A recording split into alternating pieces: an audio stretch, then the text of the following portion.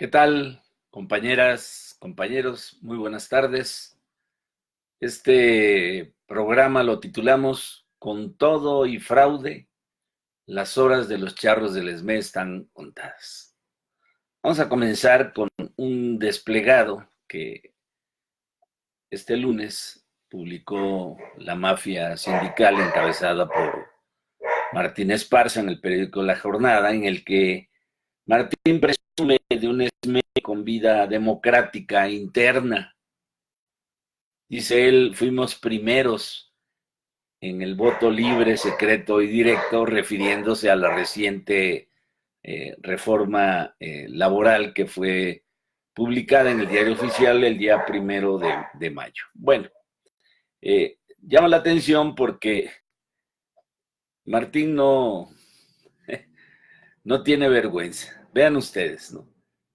Con este estatuto, los estatutos anteriores, Martín se reeligió en el cargo de secretario general, pero se reeligió por 2 años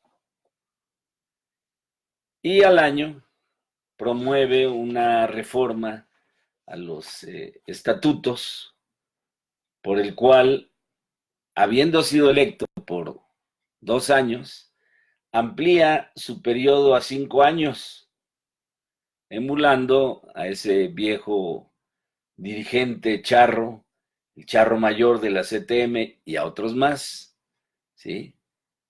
Que incluso han avalado su mal redactado desplegado. Pero este comentario es muy oportuno porque en realidad, en mi opinión, conforme a lo que voy a señalar, estos son los estatutos válidos desde el punto de vista de la legalidad y de la democracia para nuestro sindicato. Y estos son los que Martín pisoteó.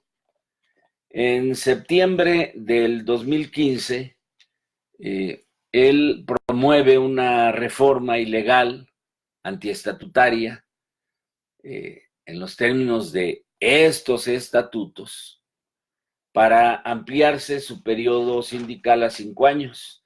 Y luego le da una aplicación retroactiva, cosa que la Constitución, en su artículo 14, prohíbe la aplicación retroactiva de las leyes, peor aún cuando es en beneficio de un sujeto, como es él. Esta parte es muy interesante porque más adelante él promueve una reforma secreta a los estatutos. De esto publicamos el día de hoy en mi muro de Facebook este documento, por medio del cual hace una serie de adecuaciones a los estatutos anteriores, a la reforma que inclusive él había impuesto en el 2015, para poder adecuar la situación de lo que él llama los nuevos miembros del ESME, en este caso los cooperativistas y los pensionados con renta vitalicia, porque los estatutos del sindicato, estos, quedaron maltrechos con esa reforma ilegal de Martín Esparza. Finalmente, él, de manera secreta, porque a nadie informa, a nadie le comenta, publica, enviando a la Secretaría del Trabajo, a la asociación, a la parte que tiene que ver con el registro de asociaciones sindicales, un padrón electoral en donde él valida solamente a 15,164 socios. Aquí lo interesante es que conforme a estos estatutos y conforme al padrón electoral que se mantuvo hasta octubre del 2018, el padrón electoral estaba integrado por 44,000 y cacho de trabajadores de Luz y Fuerza del Centro y alrededor de 22,000 jubilados. Y con esa reforma que hace a espaldas de los trabajadores, registra en octubre del 2018 un nuevo padrón por 15,164. Es decir, mediante un recurso ilegal y antidemocrático, recorta de manera abrupta el padrón electoral, el padrón que venía de años atrás hasta llegar a octubre del 2009 con más de 44,000 trabajadores y más de 22,000 jubilados, y lo reduce a 15,164. A partir de ese padrón está operando lo que nosotros hemos llamado el fraude electoral, que viola tanto los estatutos del sindicato como lo que señala la Ley Federal del Trabajo en su título séptimo, capítulo segundo, que va de los artículos 356 a 385, en donde, conforme a esta nueva legislación laboral, se da garantía del voto universal, personal, directo, secreto, libre para todos los trabajadores, lo mismo para la elección de sus dirigentes como para efectos de revisión de contrato colectivo de trabajo. Entonces, él pisotea nuestros estatutos con ese padrón electoral que es la herramienta clave del fraude que en estos momentos está instrumentando. Y todo eso tiene un costo. Por supuesto, como lo hemos escuchado de diferentes opiniones, inclusive el día de hoy hay una nota en el periódico La Jornada que habla precisamente de estos mecanismos del fraude, dándole la voz a los trabajadores de la planilla de oposición, señalando que la base de todo este mecanismo fraudulento es ese padrón electoral de 15,164. Conforme a ese padrón, que es el que tienen registrado, el que registraron en octubre del año pasado en la Secretaría del Trabajo, en el registro de asociaciones sindicales, los jubilados quedaron excluidos, como se oye. Y lo que están haciendo en este momento es dejar votar a aquellos que consideran que van a votar por la planilla de Fernando Muñoz, muy pocos, y están impidiendo que ejerzan su voto la gran mayoría de los jubilados que han acudido y que están ya hartos, cansados de la dictadura, del charrismo que se adueñó de nuestro sindicato con Martín Esparza, particularmente de 2015 para acá. Entonces, estos son los mecanismos del fraude y como hemos planteado en otros documentos, habrá impugnación y el fraude no será validado. ¿Qué quiero decir con esto? Que bien sea por la vía jurídico-laboral, a través de sendas demandas y amparos en la Junta Federal de Conciliación y Arbitraje, o bien sea a través, como se ha venido documentando, por parte tanto de la planilla de Fernando Oliva, de la cual no se aceptó su presentación y menos el registro, como también por la planilla de oposición que encabeza el compañero Arenas. También por la vía administrativa se han hecho las denuncias ante la Secretaría del Trabajo y Previsión Social, porque todo lo que está sucediendo, de lo cual hay decenas de pruebas, y cuando hablo de pruebas hablo de documentos que se han venido presentando, que la dirección del sindicato se ha negado a recibir, sin embargo se han ido documentando ante la Secretaría del Trabajo y Previsión Social, se da cuenta de todas estas violaciones a todo el capítulo que tiene que ver con la libertad y democracia sindical, como ya he señalado, que están plasmados en el título séptimo, capítulo segundo, de los artículos 356 a 385 de la Ley Federal del Trabajo. Entonces, toda esta parte es importante dejarla en claro, ¿sí? Porque en estos momentos están ellos buscando consumar el fraude electoral. Se va a impugnar y se va a hacer tanto por la vía jurídica ante la Junta Federal como por la vía administrativa a través de la Secretaría de Trabajo y Previsión Social. Quiero agregar a lo dicho un comentario relativo al hecho de que en estos días se han estado publicando en el Diario Oficial de la Federación el que se le está entregando a la dirección del sindicato una serie de terrenos, predios, deshuesaderos. Y como lo he comentado en otro documento, eso forma parte de los acuerdos de traición que firmó Martín Esparza con el gobierno de Peña Nieto. Y lo que está haciendo el gobierno de nuestro presidente López Obrador es dar cumplimiento, como él lo dijo desde un inicio, se va a respetar lo que se firmó. Lo que no se firmó, por supuesto, no se va a cumplir y se van a quedar con las ganas Martín y su mafia sindical con lo que para ellos era la joya de esta traición, que era un contrato de compra-venta de energía a largo plazo, a 30 años, entre la generadora Fénix y la Comisión Federal de Electricidad. En este punto, el gobierno de nuestro presidente López Obrador ha sido claro y contundente. ¿Por qué? Porque ha señalado que todos esos contratos, no solamente de Fénix, sino de otras empresas españolas sobre todo, lo único que han provocado es una creciente descapitalización de las finanzas en la parte operativa de Comisión Federal de Electricidad. Pero en esto que la gente Martín ha querido manejar como si fuera un triunfo, y no lo es, porque vean ustedes qué cosa más ridícula, ¿no?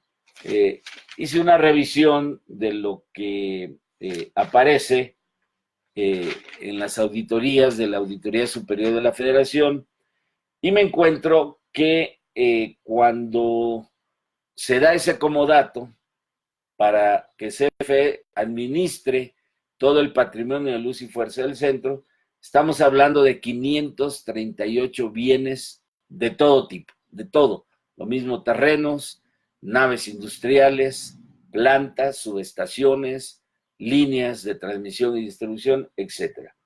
De ese total de 538 bienes que pertenecían a Luz y Fuerza del Centro, conforme a datos de la Auditoría Superior de la Federación, 436 pasaron a propiedad de Comisión Federal de Electricidad y a Martín solamente le entregaron 42. Ya dije, incluidos los deshuesaderos, como el que me gusta subrayar porque lo conozco y porque además todos pasamos por ahí, que es San Simón, ¿no?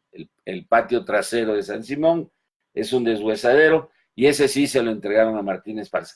Pero ojo, de manera paralela a ello, tengo también aquí a la mano un resumen de lo que se ha ido documentando para entregar bienes de Luz y Fuerza del Centro a Comisión Federal de Electricidad. Por ejemplo, se entrega un predio, un inmueble denominado Bodega de Conexiones, que está en Atizapán, se le entrega a CFE Distribución. Igualmente se entrega otro, que es la agencia Contreras, CFE Distribución, que está en la Ciudad de México. De la misma forma, en Cuautitlán, la subestación eléctrica Teoloyucan. Se entrega también a CFE Distribución la subestación eléctrica Nueva Zumpango. Se entrega en la Ciudad de México a CFE Distribución la agencia San Pedro Mártir. Se entrega la subestación eléctrica Bojay a CFE Distribución en Iztapaluca. En Hidalgo, la tierra del charro de Hidalgo, se entrega a CFE Distribución lo que se conoce como la central de distribución Tula. Todo ello se va entregando, se está entregando a Comisión Federal de Electricidad. Aquí hay un dato que se me hace muy relevante. A CFE Transmisión le entregan la subestación San Bernabé, ¿sí? Ubicada en zona de la alcaldía de Coajimalpa, en la Ciudad de México. En Ecatepec se le entrega a CFE Distribución el campamento Colosio Ecatepec. Y así estamos hablando en este último listado de Comisión Federal de Electricidad, que abarca a partir del 11 de junio al 19 de junio de este año, más de 20 terrenos, naves, subestaciones a Comisión Federal de Electricidad. Todo ello será hasta por un total de 436 propiedades que eran de Luz y Fuerza y que están pasando a manos de Comisión Federal de Electricidad. Al ESME le están entregando 42. ¿Por qué? Porque lo que está haciendo el gobierno de López Obrador es poco a poco, ¿sí?, resolver la problemática para al final resolver el problema de la reinserción laboral. Estamos en eso, estamos en esa coyuntura, y cuando digo que con todo y fraude las horas de los charros del ESME están contadas, no me refiero solamente al aspecto estrictamente de las votaciones, de las impugnaciones que vienen, tanto por la vía jurídico-laboral como por la vía administrativa. Me refiero también a el punto de acuerdo que, como he documentado, está pendiente para a su aprobación. Se iba a hacer en esta semana, pero se adelantó la fecha para la aprobación del Tratado Comercial México, Estados Unidos, Canadá, que hace unas horas fue votado por mayoría unánime en la Cámara de Senadores. Desde aquí también nos congratulamos porque todo este tema de la libertad y la democracia sindical y la reforma a la Ley Federal del Trabajo también está ligada a una serie de exigencias que se plantearon por parte de las organizaciones que participaron de manera activa en el Tratado de Comercio México, Estados Unidos, Canadá, tanto de Canadá como de Estados Unidos, para garantizar los términos de la libertad y la democracia sindical. Entonces, en virtud no se votaron los puntos de acuerdo, incluido este, que tiene que ver con la desclasificación de los documentos que han sido reservados durante el gobierno de Peña hasta por 12 años y que serán votados la próxima semana. Ya en la revisión de la orden del día de la comisión permanente para realizarse el miércoles de la próxima semana, está agendado el punto de acuerdo y, por supuesto, con este voto aprobatorio comenzará a salir la PUS, la gran PUS de la corrupción, en la cual se fraguó la traición al Sindicato Mexicano de Electricistas, se barrió su contrato colectivo de trabajo, el histórico, el que todos nosotros reconocemos y a nivel internacional también como uno de los mejores contratos colectivos de trabajo en Latinoamérica y a escala mundial. Y saldrá la PUS y contaremos con información de primera mano que va a documentar la traición de Martínez Esparza y su mafia, ¿sí?, a la historia del Sindicato Mexicano de Electricistas. Vamos a dejar aquí el punto, vamos a continuar, estamos muy al pendiente del desarrollo de las elecciones y del fraude que en estas elecciones está implementando Martín Esparza, pero Martín no se va a salir con la suya. Por la vía de la impugnación, por la vía de las demandas, por la vía del punto de acuerdo, con todo y fraude, las horas de los charros del ESME están contadas. Estaremos muy al pendientes y desde aquí les deseo muy buenas tardes, compañeras y compañeros. Hasta pronto.